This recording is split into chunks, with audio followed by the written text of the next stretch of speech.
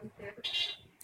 A nombre de los residentes de Anzuategui, en La Paz,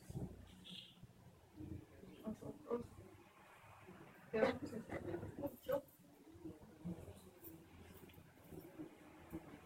Te están dejando un vacío. Eres un gran artista. Sé que en el cielo hay ángeles.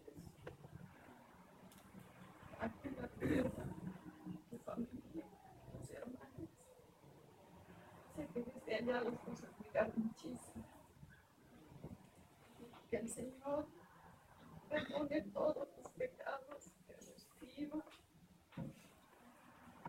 Desde el cielo cuides a tu esposa, a tus hijos.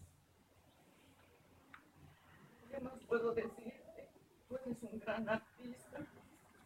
Sé que has pintado muchos cuadros de Dios, los cuales nos acercan más a Él, los católicos. Nos acercamos más a la Virgen María. Yo te quiero decir que desde el cielo no te olvides nunca de tus hijos, que sean hijos de Dios. Te queremos mucho y ruega siempre por tus seres queridos.